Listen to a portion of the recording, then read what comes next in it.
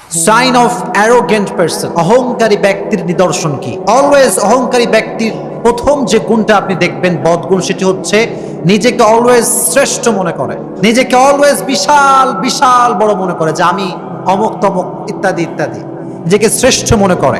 মনে রাখবেন, শ্রেষ্ঠ ব্যক্তি নিজেকে যে দাবি করে শ্রেষ্ঠ সে কখনো হতে পারে। ওই যে বলে না, নিজেকে যে বড় বলে বড় সে নয়, লোকে যারে বড় কয় বড় সে হয়, সেই হচ্ছে বড়, যাকে মানুষ বড় বলে।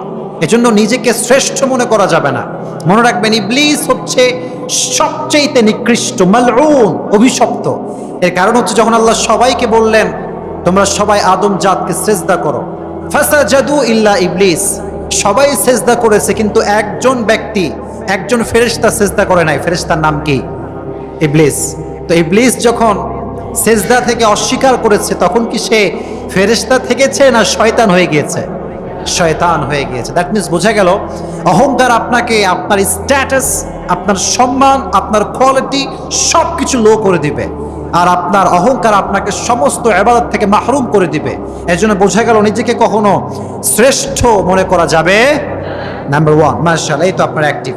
2 নাম্বার, অহংকারী ব্যক্তির নিদর্শন হচ্ছে রিজেক্টিং দ্য ট্রুথ, সত্যকে অস্বীকার করা। অনেকে দেখবেন সত্যকে অস্বীকার করে নিজের স্বার্থের বিরুদ্ধে গেলে। এরকম লোক আছে না নাই? স্বার্থের বিরুদ্ধে গেলেই, স্বার্থের যেখানে আঘাত সেখানে সে সত্যকে প্রত্যাখ্যান করে। অনেক লোক আছে দেখবেন কোরআনের অনেক আয়াত মানতে চায় না। কেন মানতে চায় না? কারণ স্বার্থের বিরুদ্ধে গেছে। এরকম লোক বাংলাদেশে আছে না নাই? আছে। মসজিদে যখন ইমাম সাহেব কবরের ওয়াজ করে, মুসল্লি খুব খুশি, খুব খুশি, কবরের ওয়াজ হচ্ছে, আখরাতের ওয়াজ হচ্ছে। কিন্তু যে খালি ব্যাংক থেকে সুদ খায়, ও কিন্তু সুদের বিরুদ্ধে ওয়াজ সহ্য করতে পারে না, ঠিক কি না? কারণ কি? যেটা স্বার্থের বিরুদ্ধে গেছে। সত্যকে অস্বীকার করতে মানুষ 1 সেকেন্ডও দ্বিধাবোধ করে না। কারণ কি? ভেতরে অহংকার, দাপট, যেটা আমি করে এটা কেমন করে হক না হয়ে পারে, কেমন করে এটা মিথ্যা হতে পারে। এজন্য অনেক সময় দেখবেন যে মানুষ যে অহংকার মেইনটেইন করে চলে, সে সত্যকে অলওয়েজ অস্বীকার করে। এজন্য আমরা নিয়ত করছি, সত্য আমাদের পক্ষে হোক কিংবা বিপক্ষে হোক, সত্য আমাদের কথা বলুক অথবা না বলুক, অলওয়েজ আমরা সত্যকে মাথা নত করে মেনে নেব, মাশাআল্লাহ। 2 নাম্বার পয়েন্ট। 3 নাম্বার পয়েন্ট হচ্ছে, কিছু কিছু লোক আছে দেখবেন যারা নিজেকে পারফেক্ট মনে করে। কি মনে করে? পারফেক্ট। নিজেকে মনে করে যে আমি স্বয়ং সম্পূর্ণ। একটা কথা অলওয়েজ যুবক ভাইরা মনে রাখবেন, যে পৃথিবীতে no one is perfect in this world. পৃথিবীতে পারফেক্ট কেউ নাই, সবার ভেতরে এভরিওয়ান হ্যাজ ফল্ট। প্রত্যেকটা মানুষের একটা একটা ত্রুটি আছে। এক একজন এক এক দিক থেকে দুর্বল। হয়তো আমি ভালো আলেম হতে পারি, ভালো হাফেজ নাও হতে পারি, অথবা আমি একজন ভালো হাফেজ হতে পারি, ভালো আলেম নাও হতে পারি। এক একজনের কোয়ালিফিকেশন এক এক রকম। কেউ ইঞ্জিনিয়ার হতে পারে, কেউ ডক্টর হতে পারে। যে ডক্টর হবে সে ইঞ্জিনিয়ার হবে না, আবার যে ইঞ্জিনিয়ার হবে সে ডক্টর হতে পারবে না। দ্যাট মিনস সবাই সব দিক থেকে পারফেক্ট হতে পারে না। তাহলে যে ব্যক্তি নিজেকে পারফেক্ট মনে করে যে আমি পারফেক্ট, সব আমার ভেতরে আছে, বোঝা যাবে আসলেই তার ভেতরে কিছু নেই। তাহলে বোঝা গেল, নিজেকে পারফেক্ট মনে করা এটি হচ্ছে অহংকারী ব্যক্তির অন্যতম একটি নিদর্শন। তাহলে আমরা কখনো নিজেকে পারফেক্ট বলে দাবি আর কখনো করব? হ্যাঁ যুবক ভাইরা, এদিকে কথা বলেন, নিজেকে পারফেক্ট বলে দাবি করা যাবে না। 3 নাম্বার। 4 নাম্বার, অহংকারী ব্যক্তির সাইন হচ্ছে, খুব ভালো করে আমার দিকে খেয়াল করেন, আমি বলি, যারা ভেতরে অহংকার নিয়ে চলে, ভালো করে দেখবেন, যারা হাঁটা চলায় বড়ত্ব প্রকাশ করে। আছে না, আছে না? এমন ভাবে হাঁটে, দেখলে মনে হয় কোন লাট সাহেবের বেটা আসছে, তাকায় দেখো, কিন্তু আসলে কিন্তু লাট সাহেবের বেটা না, ফকিন্নির বেটা। কিসের বেটা? ফকিন্নির বেটা, মানে গরিবের ছেলে। কিন্তু ভাব সাপ দেখলে মনে হয় কি লাট সাহেব। এক একটা সানগ্লাস পরে, শার্ট পরে, বোতাম খোলা, সব খোলা, খুলে ঘুরে বেড়াচ্ছে, দাপটি আলাদা। মনে রাখবেন, হাঁটা চলায় যে বড়ত্ব প্রকাশ করে সে অহংকারী ব্যক্তি। আর অহংকারী ব্যক্তিকে আল্লাহ কখনো পছন্দ করতে পারে। এজন্য যখন হাঁটবেন, এই যে এইদিকে তাকান সবাই আমার দিকে, যখন হাঁটবেন চোখ থাকবে নিচের দিকে। চোখ থাকবে কোন দিকে?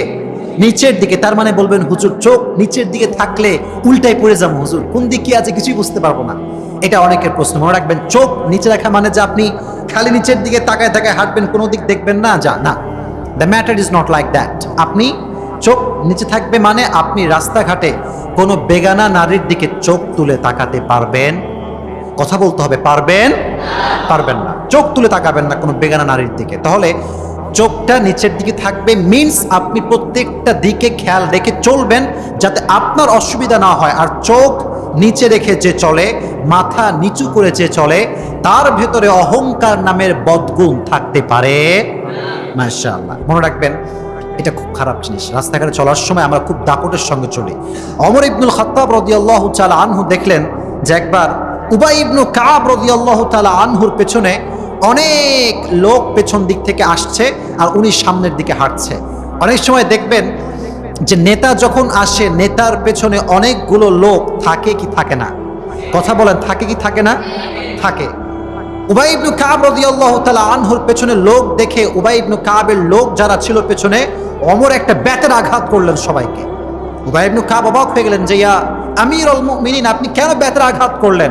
উনি বললেন যে আমি আঘাত এই জন্য করলাম কারণ এতগুলো লোক তোমাকে পেছন থেকে ফলো করলে ভেতরে একটা অহংকার, যা আমি কি হয়ে গেলাম, আমি মনে হয় বিশাল বড় হয়ে গেলাম, একটা অহংকার ভেতরে আসতে পারে কি পারে না?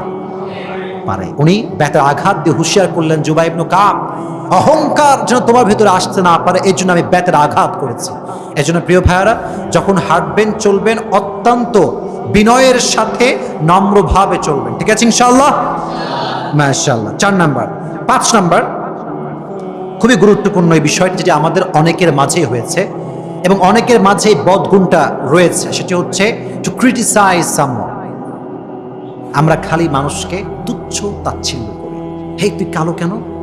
তোর গায়ের রং এত সাদা কেন? তোর চোখ ওইদিকে বেঁকা কেন?